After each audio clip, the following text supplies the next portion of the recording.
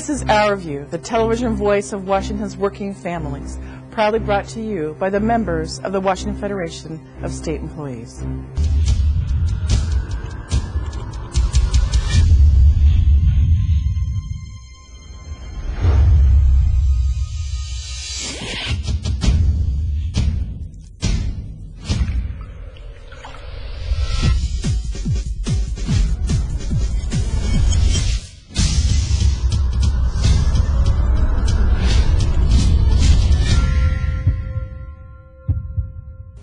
The recent flooding in western Washington created hardship and loss for thousands of families. Helping people get their lives and homes back in order are state employees. But state employees also experienced losses. Union members helped other union members so they could get back to helping the public.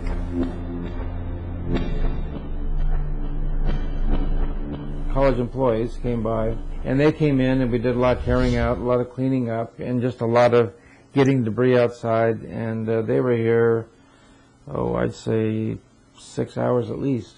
And matter of fact, Pam went and got some food, and we ate, and so we got a lot accomplished by just getting everything ready to be restored. You know, making sure flooring was out, the walls were out, insulation was out, and that was a big help. Also, I received funds from the union, and that was a major help on not only my lodging, meal expenses, buying extra stuff here, and that came, I can't remember if that came after the FEMA check or about the same time. Anyway, they about coincided. And so all of that was a big help because I had to go out then and start buying stuff, hiring people to come in, and it's still a work in progress. I've got probably another, at the minimum, 2 weeks of work to get back to where it was. I don't really know what I've lost.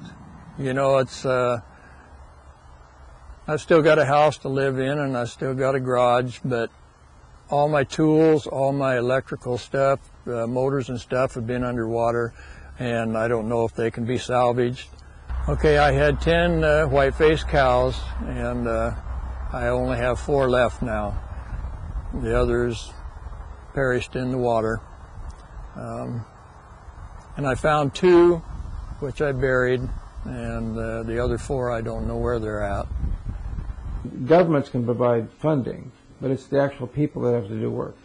And so I did receive a lot of help from Pam and them coming over that weekend, and also numerous people at the college have either given me money or have offered their assistance also. The other people, my friends that are union members that I work with have come out and helped me clean. They've donated money to me. They've helped me a lot.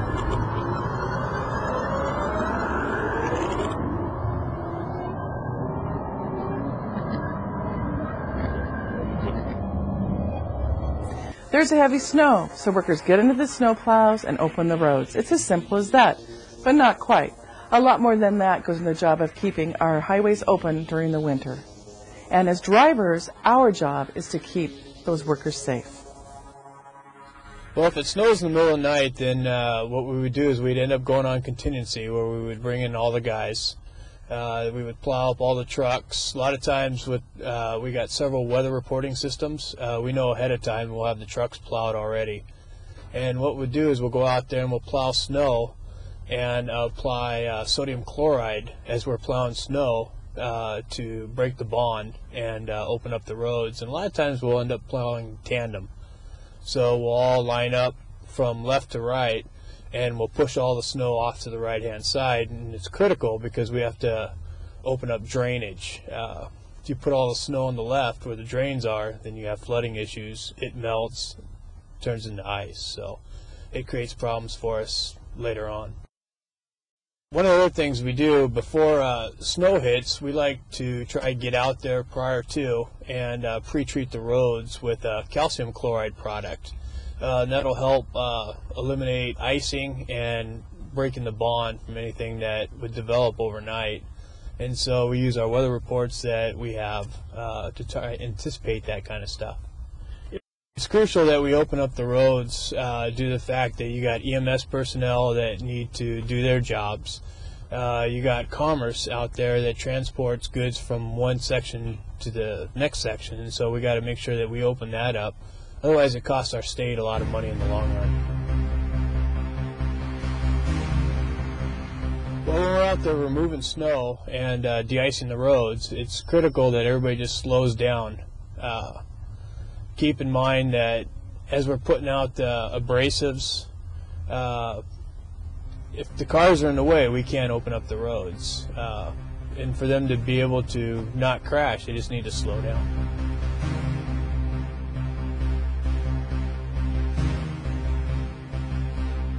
Keep in mind that we're doing our jobs, and we'd like to go home to our families just like everybody else. And so please just slow down and be careful. An outside study has shown that state social workers who assist troubled families and children to get back on a productive path are overworked. Heavy caseloads and miles of required paperwork are getting in the way of families who need help. What management's been doing for several years now is to continue to pile on, but never once really stopping to do a workload analysis. Now, there's some hope because we recently had a workload study, and the workload study is it's sort of an indictment.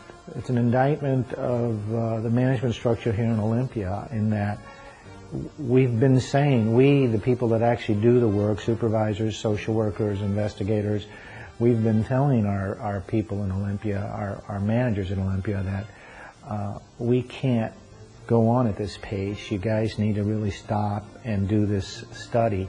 It took them 3 years to finally do the workload study, and now we have it, and we ought to figure out what it really says and use it to go forward.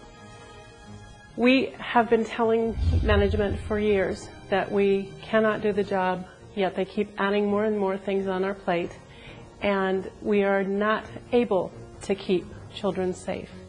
And the bottom line for me is I have a job to do. I love the kids that I work for and the families that I work for, and I can't do my job. And I want a job that is doable so that I can keep the kids, at least in the area that I work in, which is Children Protective Services, safe. The study identified that there's a large number of positions that need to be filled, but the positions that we already have, we have a large number of vacancies already. So something needs to be done. This is like a large, I don't know if I could throw this into a soundbite. There's a lot of different aspects of this. I think that we need to hire more people. I think that we need to treat the people that we have better so that we can retain the staff that we have. And I think that they should also be paid more. I think that that pay is an issue for people. One of the many variables to retaining staff. Those of us doing the job, the system is not broken. We're still doing our jobs. We're still protecting children. We're still helping families. We're still doing the best that we can. We are having to run more and more in place before we can get to the job. And every time you run a social worker down by running them in place too long, they're less able to do their job and they're less able to get much accomplished. But we're still doing the job. That's still happening, and that part of the system is not broken.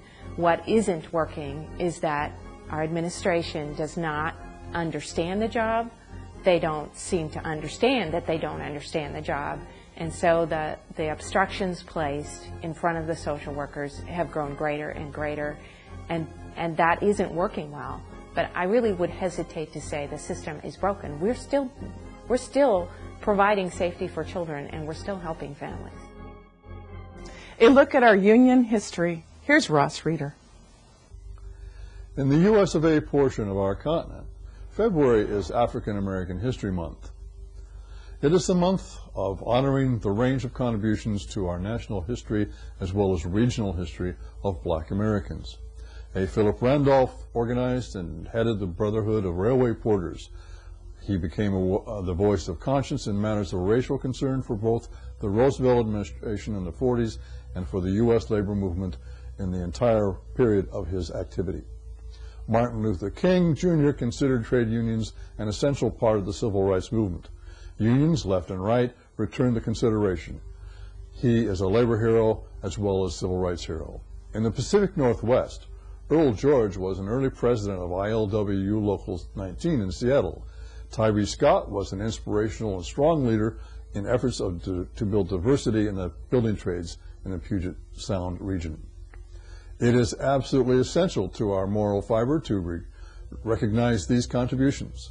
It is also essential to our moral fiber to recognize in the month of February 1942, both our countries and our neighbor to the north took extreme, and I say racist, action against another group of citizens of color. On February 19, 1942, the United States government interned 120,000 Japanese, including citizens, in concentration camps, even while some of their sons were involved in our armed forces. On February 24, 1942, the Canadian government expelled the Japanese, including citizens. The struggle for dignity for all workers and equal opportunity for all workers is a never-ending one. The struggle includes eliminating the scourge of racism from all aspects of our society to the benefit of our moral fiber and our standing in the world community. You've been watching Our View, brought to you by the people who work for you, the Washington Federation of State Employees. We remind you that when you accept a paycheck for your hard work, you don't give up your rights. Thank you for watching.